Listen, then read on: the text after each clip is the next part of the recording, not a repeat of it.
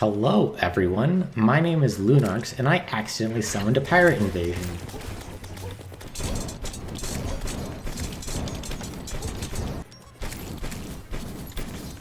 Everything's fine. Hello everyone, my name's LunArx, welcome back to Calamity. I've been making some subtle changes around here over time. I've been building out my bases. Here I have kind of a hub for some crafting stations. I've messed around with some of my other villages as well. Really quick, I'm going to show you. I didn't have a chance to show you this last time.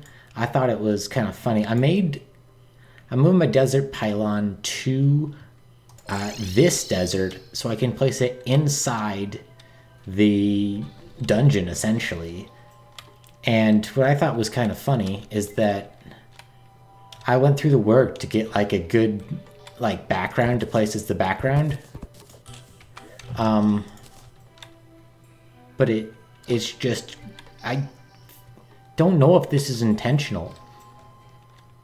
The way that I deleted it like that, it makes it look like it's supposed to be like this, and with the icon, it kind of looks like it's supposed to, like, the background to just be gray, but it almost just looks like it's a missing texture, and that's kind of funny to me. I also thought it would be fun to put the painter here, since weird background and some paintings hung up.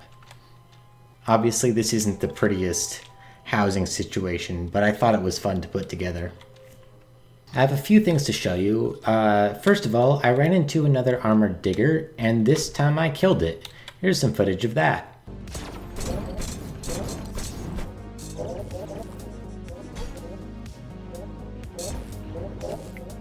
And then I also picked up, I believe this is dropped by one of the alligator enemies in around the Sulphurous Sea, the beach area.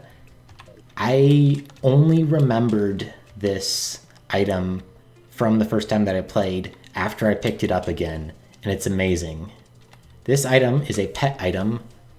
It's the trash can, and it summons the trash man. What's the trash man, you might say?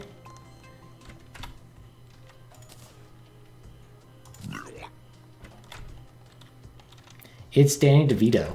I'm the trash man! So yeah, you can just have Danny DeVito follow you around. Oh, is he on a magic carpet? Is that a thing? Okay.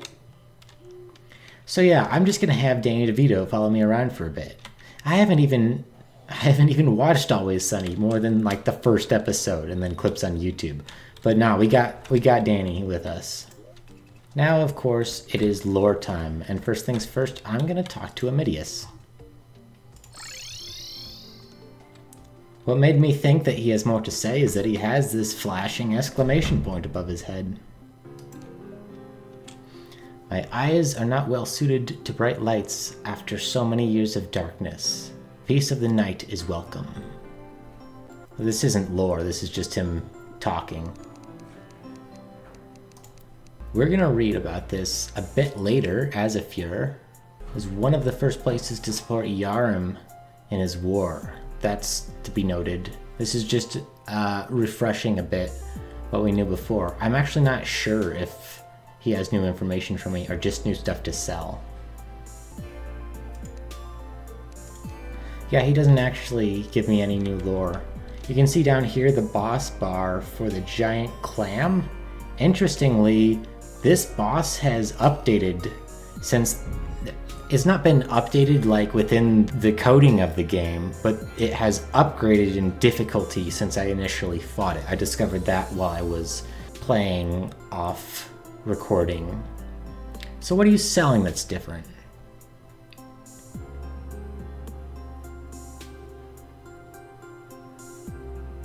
I don't even know. Amidius, you've wasted my time. Let's go, Danny. Let's get out of here. You know what? I'll stay here for the music. I have some lore to read. The Brimstone Elemental from down in the Brimstone Crag. A peculiar being. Until recently, she had laid dormant for ages, posing as the city's silent matron. As its economy boomed, traces of brimstone found their way all across the known world. It was never clear why her slumber ended, At first, she stirred. The people were cautiously optimistic. When she woke, it was horrific. Her inferno billowed through the streets. None were safe. Fate had a sick sense of humor that day, for Calamitas was there to match her. Perhaps the two were attuned somehow. They fought to a standstill, fire against fire. Neither were victorious, and despite her intentions, the city was razed by her flames. Well, that sounds lovely. That answered Amidius' question of what in the world happened down there in Azafir. But now we're going to learn more about Azafir. Oft called the First City, its tumultuous history stretches back to the Draconic era. An odd jewel of civilization, the immense heat of the underworld provided it unlimited potential in defense and industry. Such was the renown of the Forge Masters that when I swayed them to my cause, I was never lacking for arms. In fact, I had so many limbs. So many limbs. No weapons, but all the limbs. It pains me to say, even in hindsight, but their artisanry paved the downfall of the entire city. Oh, not the elemental? I figured it was the elemental. You know. For the witch and I, Calamitas and Yarim, the air here will forever be laden with regret. There is nothing to be done.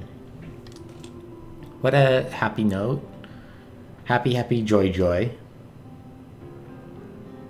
Now we have some notes from Dradon on pollution and wall of flesh. I enjoy the whatever drawing. I don't know what kind of art you would call this, but I enjoy this as usual. The underworld is a realm with history dating back more than a millennia. A millennia. Okay, the grammar, Latin/English nerd in me is very annoyed by that. A single millennium, multiple millennia. It's second declension neuter Latin. You can't have one millennia. What are you talking about? The underworld is a realm with history dating back more than a millennium, when the crags were first settled, and acts as a glance into both the modern and ancient world simultaneously. Prior to my joining of Yarim's forces, Azafir was the center of scientific advancement in this world. Explosives, firearms, smithing techniques, and even entire schools of magic have roots in the city. It is doubtless that the city has been largely aided by the fact that forging is trivial in the underworld, along with an abundance of food due to Silva's essence dripping down from the abyss above. Due to this, it has prospered even with the occasional attack from demons. Interesting. So we're learning what Azafir is. We had heard the name in the past a few times, but had no idea what it was. It is before the Grimstone Brags, before the Brimstone Crags were the ruins that they are now. They were a city called Azafir. Now we've also heard the name Silva before, and we still don't know who the name Silva belongs to, but it sounds like it's someone or something related to the Abyss. Azafir has not existed without consequence, of course. Any society on such a large scale leaves an ecological footprint behind. This can be seen most clearly in the sea far above the city, appropriately known as the Sulphurous Sea. Brimstone fumes became intense enough in the city that they began rising up through the abyss via a process akin to osmosis, and eventually reached the sea. Reducing the pollution the city creates, particularly from forging, is a goal Yarim wishes for me to prioritize. I see little need in it, yet it is a field of study few in this world have delved into. I refuse to squander an opportunity for scientific breakthrough. So, the city of Azafir, now the Brimstone Crags,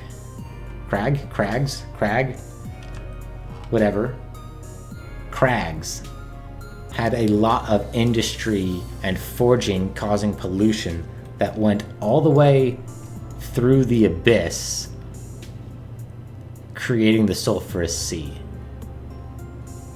Interesting. A particular being here has been the subject of my interest. A massive wall created from biological matter lies in this place, created many years ago by the greatest mages Azafir has to offer. It is a living being, though only just. It lacks both pain and emotion, and brings terror to all who lay their eyes upon it. It is kept protected via high security by the city, and so few aside from the God-Seeker's closest allies have had the opportunity to observe it. For as long as Azafir continues to stand, it is unlikely to ever be truly released. Yet I do not deny that I would be fascinated to see the effects its release would have on the world.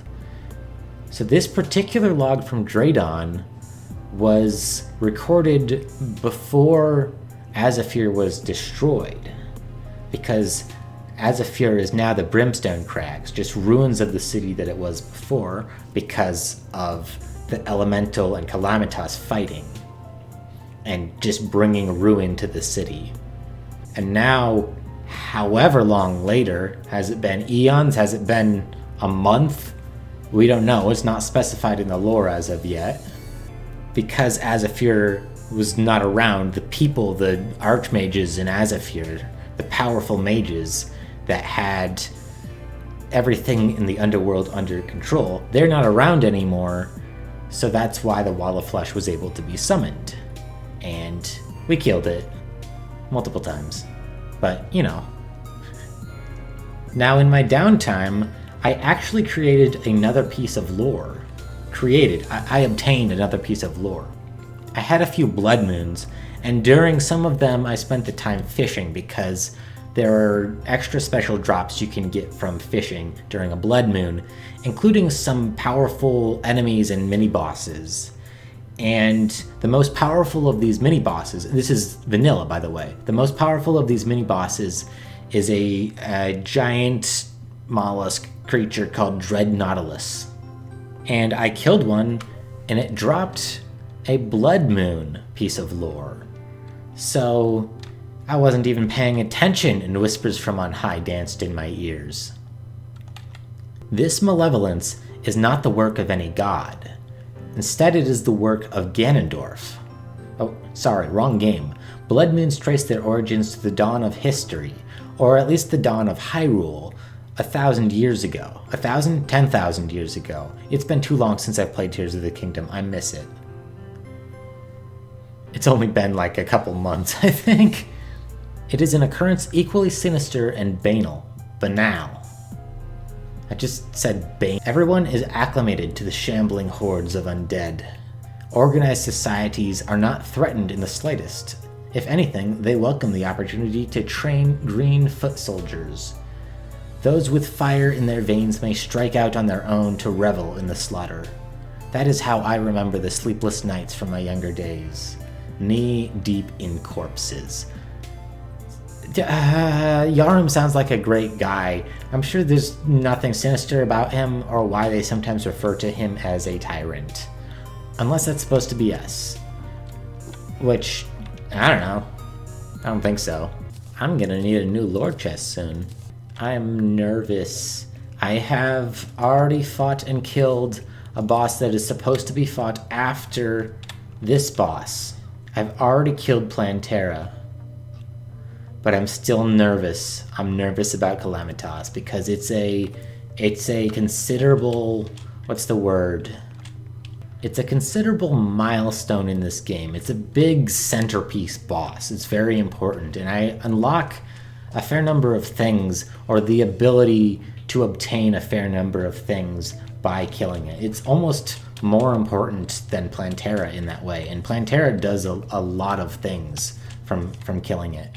Which, by the way, I returned to this area here where I fought Plantera, and that massive bulb that I destroyed to summon Plantera has returned. It has regrown, so now there are two again. So yeah, I really like that this is a way to consistently kill Plantera, which is not something that's available in vanilla. Usually in vanilla, it's not that big a deal if you know what you're doing, if you know what you're looking for, but it's still very nice to have a single area so that you can build up an arena here and it can be your consistent Plantera arena instead of just having to build an arena around wherever you find bulbs.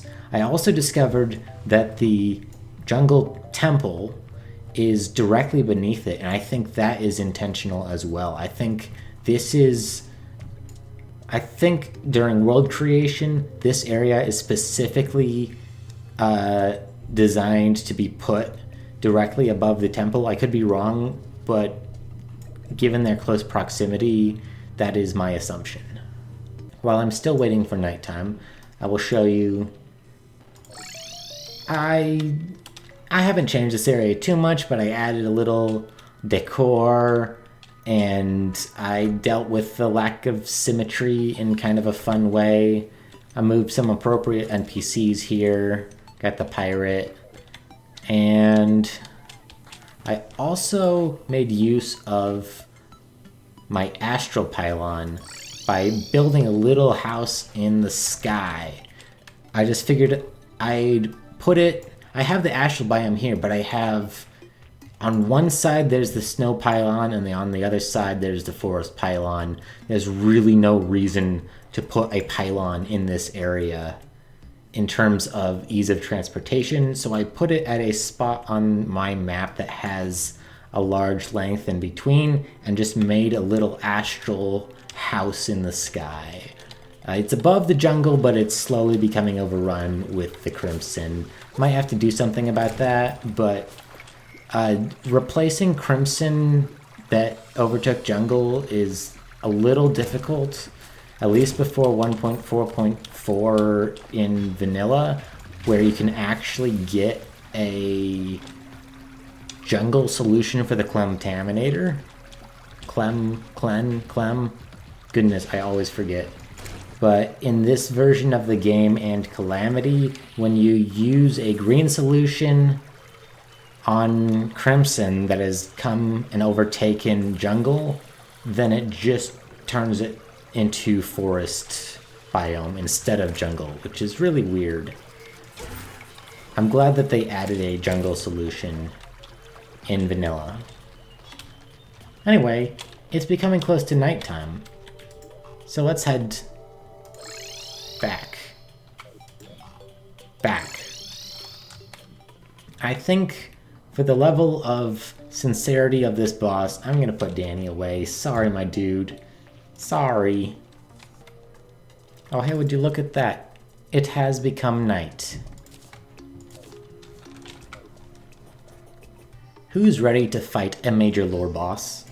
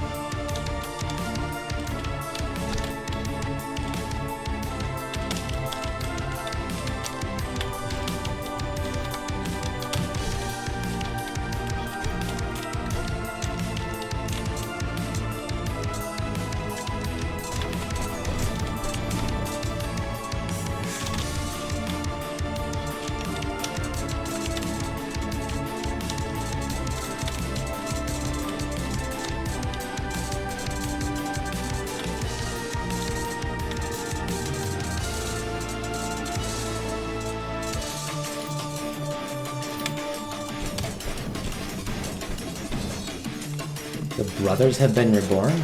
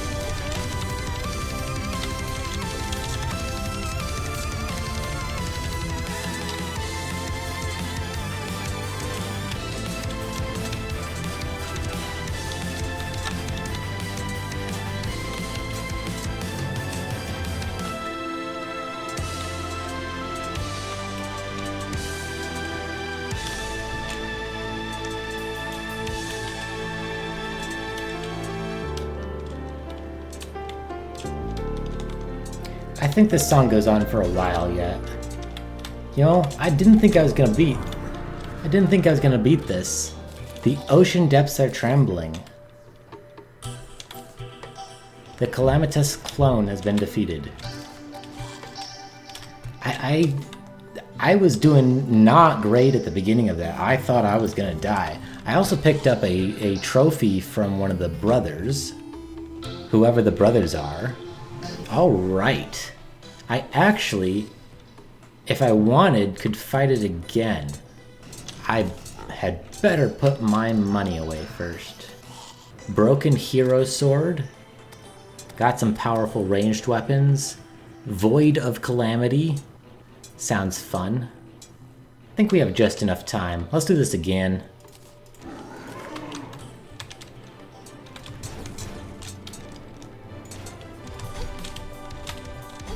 Oh, I don't think I can hurt her during this phase. The bullet hell phase. Chainsaw cutter? Crush saw crasher.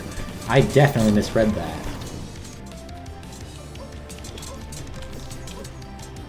Ow, that sucked.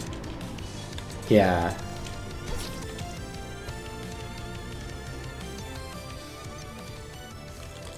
Yeah, one of the brothers just super killed me. Anyway, first you dropped... Ooh, this is a rogue weapon. That's fun. It's probably better than at least the Spear of Destiny, which these two are supposed to be the same tier, or at least were in the version that I'm playing. But I've found that the defective sphere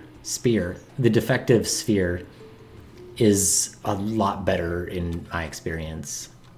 Can I do anything with the Cataclysm trophy, or does it just remake the lore that I already have in my inventory?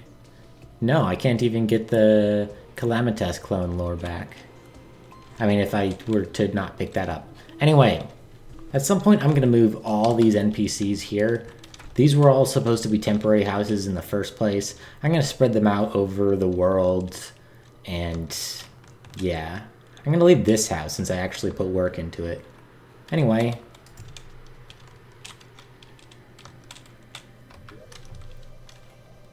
Calamitous clone. I had seen this monster roaming the night in the past and thought nothing of it.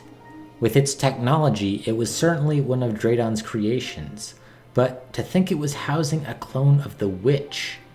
Detestable. Surely Calamitas would want nothing to do with such a project. I know not how it wields her brimstone magic. Perhaps someday, one of us may find the answers. Perhaps. So that was technically a mech that was piloted by a clone of Calamitas. Was it a clone of just her soul? Or like a full physical body clone? And in that case, how sentient was he? Did I just kill a sentient witch clone?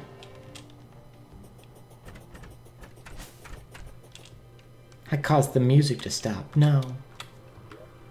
Anyway, this has unlocked a lot of things for me.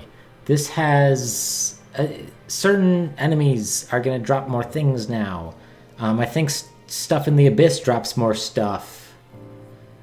And so the next time you see me, I'll probably be a lot more decked out and ready to jump into something new, face some new bosses. Who's next on the list, I wonder?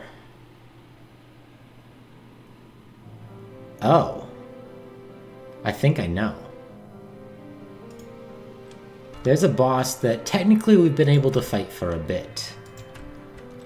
But it dwells within the clean ocean. We just have to listen for the siren's song. Anyway, thank you so much for watching with me. I'll see you all next time. Goodbye.